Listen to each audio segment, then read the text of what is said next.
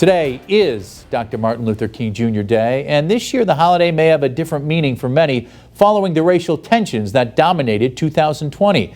A Western Mass News reporter, Sabrina Riley, spoke to a local historian to find out how the significance of the day has changed following the Black Lives Matter movement. This is not just a day off. This is a day to reflect and possibly even to act, but certainly to acknowledge that the struggles that Dr. King was part of, they're not over yet.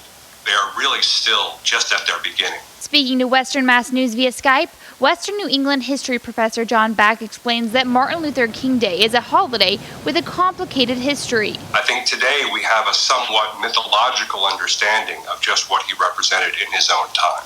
The first official MLK Day was celebrated nationally in 1986, although many states still had not recognized it. Each state took their time in how to recognize this, some almost immediately, and the last state, New Hampshire, did not recognize as a state holiday Dr. King until 2000. On MLK Day, it is a tradition to spend the day serving others, just like Dr. King did during his lifetime. But like the day itself, that tradition isn't recognized across the board. We clearly know what we're supposed to do on Veterans Day. I think Dr. King's Day is one that has been lost in the shuffle. The Day of Service was something that was put into place in the 1990s, and it's certainly been gaining traction. But I think it's going to take something like the last week, and also Black Lives Matter, a movement that began in 2013, 2014.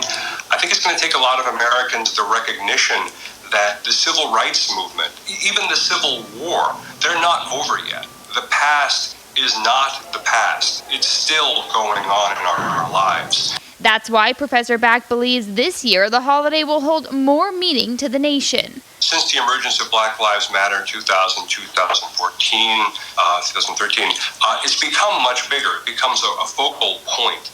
But this year's physical remembrances, I think, are going to be very different because of the pandemic. There were some big demonstrations in the past few years that will not take place this year. Permits were not issued to have 100,000 people gather in Atlanta, for example. But I think that there's going to be millions of people, tens of millions of people who will be reflecting on their own, reflecting over social media. And as we all reflect on what this day truly means, he says it's important to remember that the days of Dr. King aren't too far off. 1968, the whole year was a raw wound. It was the year where, of course, Martin Luther King was assassinated. It was also the year where Bobby Kennedy was assassinated.